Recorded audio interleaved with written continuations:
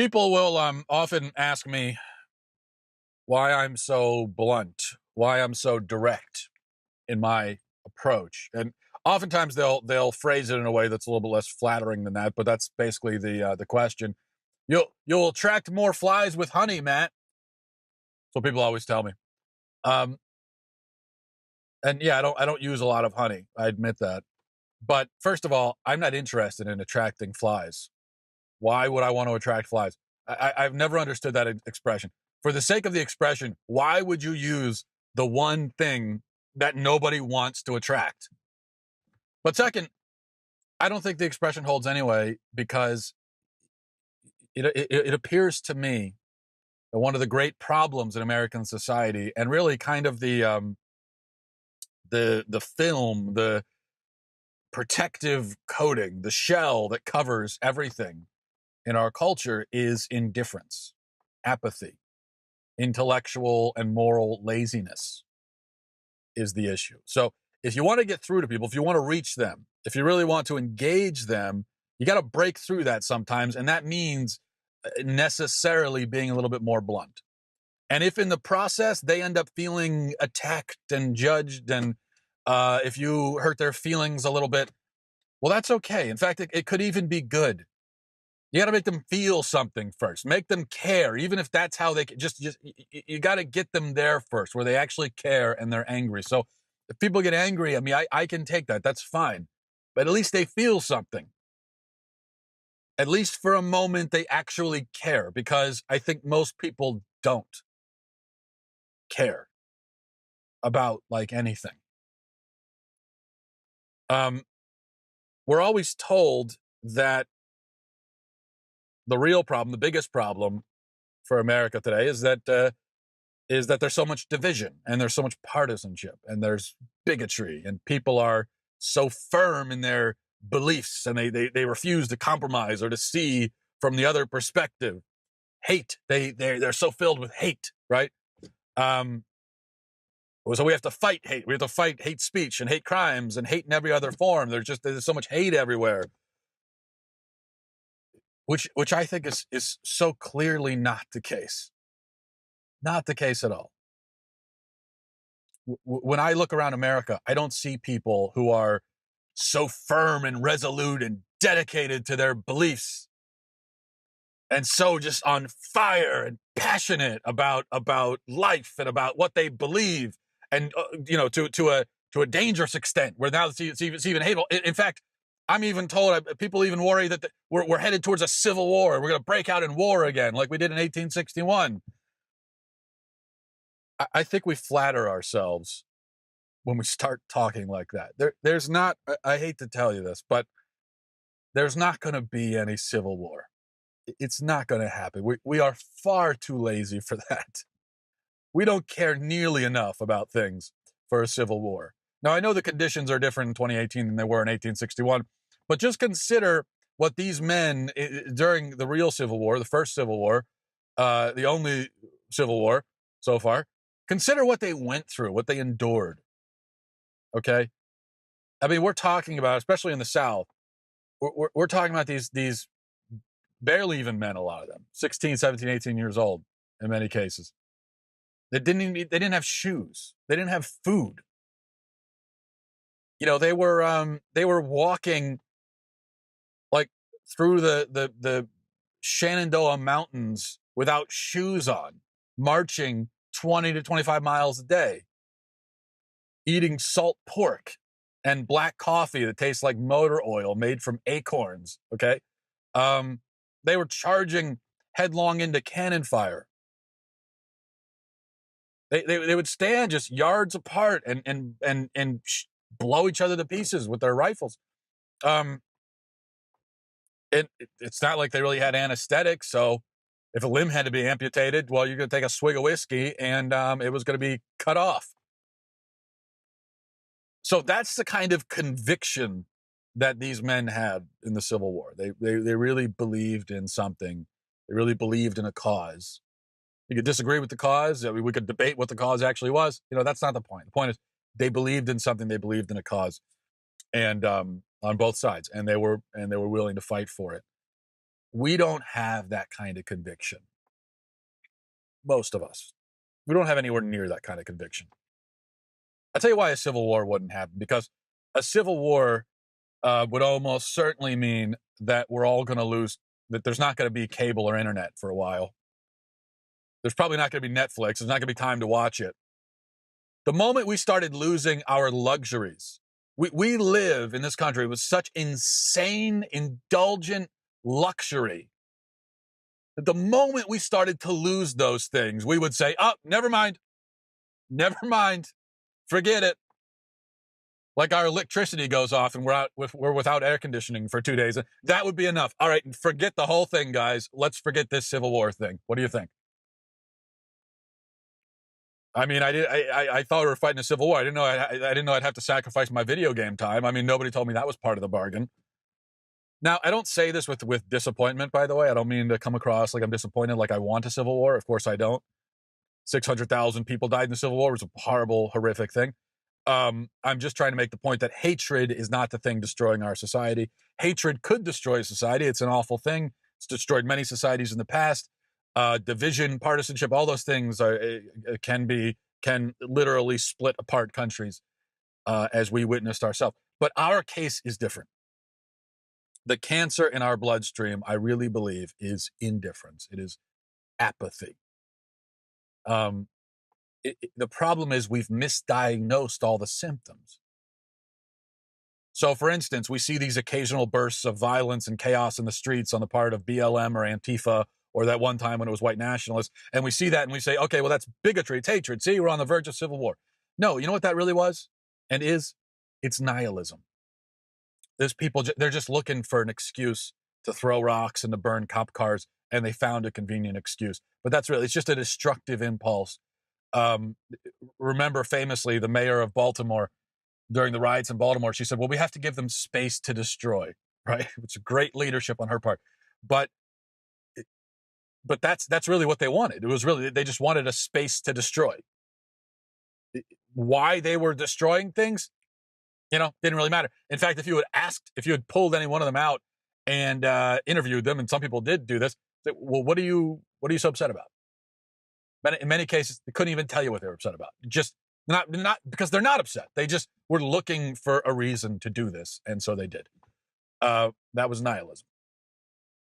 The same can be said for many of the recent mass shootings. I make this point every time there's a mass shooting because I think it's so important to realize that in most cases, when you hear about these monsters who go in and slaughter innocent people, in most cases, they are not really bigoted. The Charleston church shooting is a different case. Okay, that clearly was bigotry, but most of the time, I think it's not bigotry. It's not even really hatred. Even if the person is shooting up a school and he has some grudge against the people in the school, but I think that's not really what's driving it. And because what do you hear from the survivors of these shootings, the ones who witness this happen and they see the guy in the act? What do they always say? You almost never hear about a guy walking into a building, screaming obscenities, and just his face is red and he's on fire with rage and he's spraying bullets at these people that he hates. That's kind of the scene you would expect to see, right? But no, what you always hear is that they walk into a building and they have a blank expression on their face. And they are practically yawning while they go around killing innocent people. They do it casually. And if you could zoom in and just see their face and see nothing and see and hear nothing else, you would almost think, well, that's the face of a man waiting in line at the post office or at the DMV, That's what you would think, because it's just, or that's just the face of a guy sitting in traffic. It's this bored, despondent, empty face. So again, that goes to this emptiness and this indifference. Every day on the news, you see another example of this kind of thing. Some of the most extreme examples stand out. We remember them. You may remember the case a couple of years ago of the people who kidnapped the disabled man and tortured him and broadcast it live on Facebook. I don't know if you remember that case, but right after it happened, there were people saying, "Oh, this is a hate crime. It's hateful." No, because they were laughing while they did it. They didn't hate this guy. It wasn't hate. They didn't have anything against him personally. They were just utterly indifferent to his life. And so they thought they would amuse themselves by torturing him. That's all. They didn't hate him. What they felt towards him was something even lower than hatred. Another case of teenagers who laughed and made fun of a guy while he drowned in a reservoir. There was a very troubled man who went out and drowned. I guess he was trying to drown himself in a lake or a reservoir, and there were teenagers that happened to be standing on the shore and on the bank, and they saw it happen. They made no attempt to call 911. They made no attempt to save him, and instead they just laughed and they made fun of him. Again, they didn't hate the guy. They didn't know him. They were just completely indifferent to his life. Think again of all the cases of, unfortunately, there are so many cases of people committing suicide and live streaming it. And what do you hear about every time one of these things happens? You always hear about the people that watch the live stream and they cheer and they encourage the person to kill themselves. Do they hate that person? No, they don't hate the person. They don't know them. They have nothing against them. They just feel nothing towards them.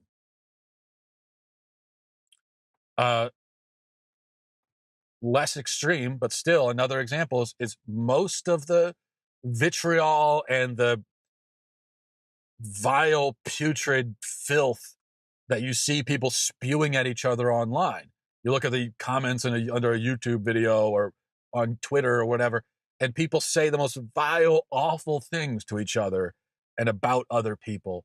But there's not really hatred in it. It's just complete emptiness. Look, I get a lot of take it from me. I get so much of this myself. And I'll even, for lack of a better term, I'll call it hate mail.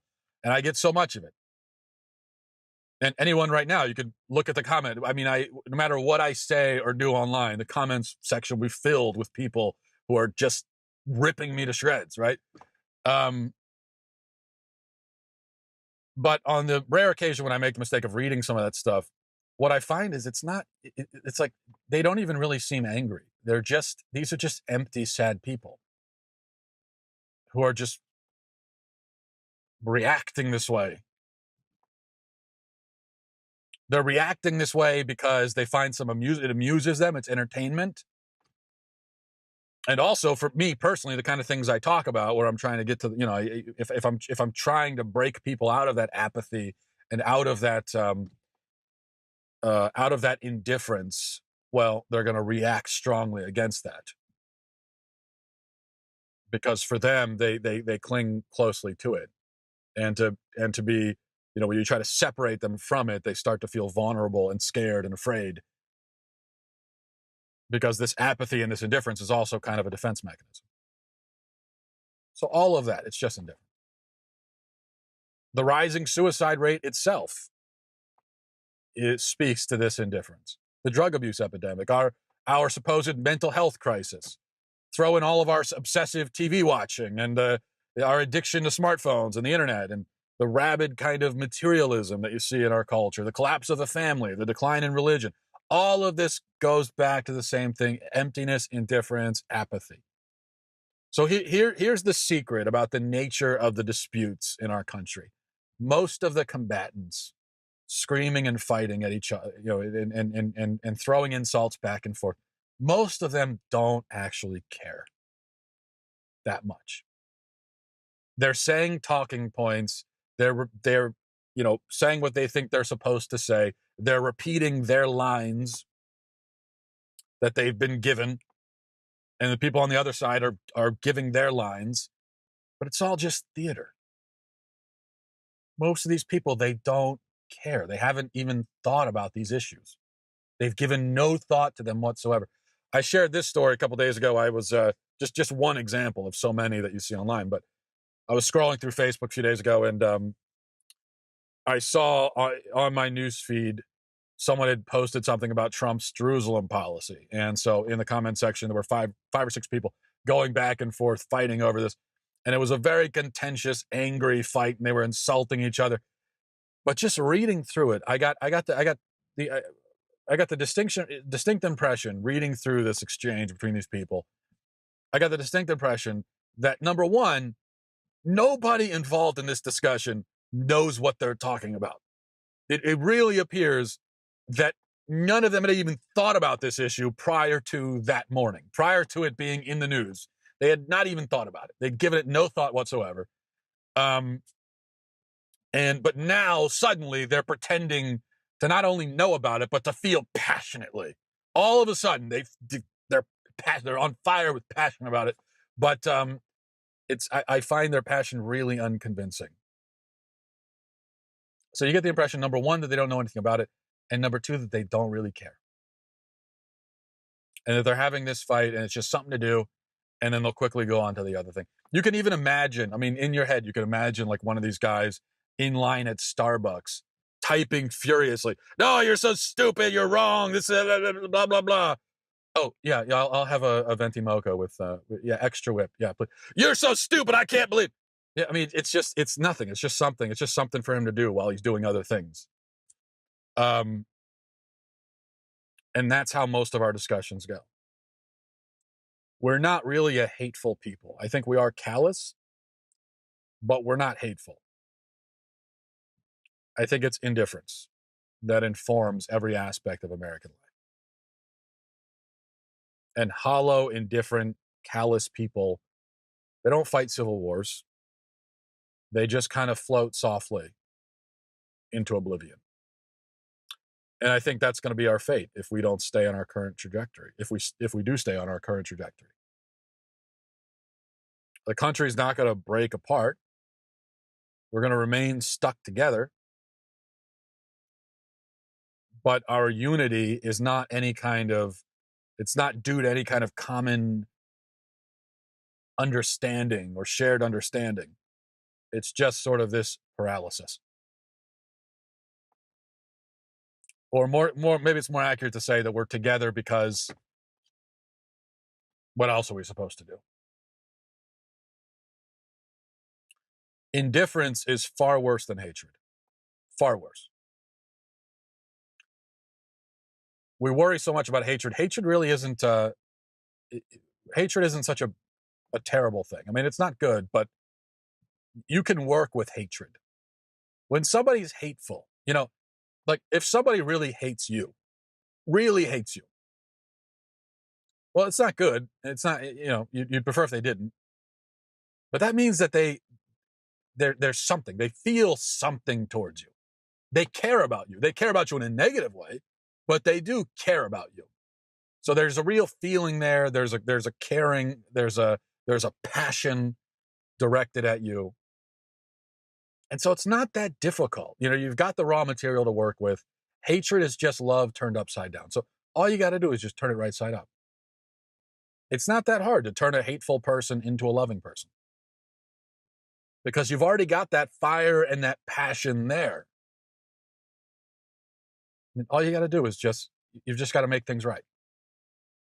Just got to put them in their proper place and context. But indifference is nothing. There's no raw material. There's nothing to work with. Indifference is just a blank space. And if somebody's indifferent to you, well, then that's the worst thing, because there's nothing there to work with. And I think that's what we struggle with in our society. I certainly don't know how to solve that. We can't. On our own, you can't take an indifferent person and make them not that anymore. So we have to rely on prayer and rely on God. But in the meantime, I really think that if there is any antidote aside from prayer to indifference, it is real passion and conviction And so I try to bring that to a discussion because, as I said, I think that's the only way to break through that. If there's any way to break through that indifference and get to the core of a person and make them care, I think that's the way to do it. All right. Thank you for caring enough to watch this whole ramble, and I will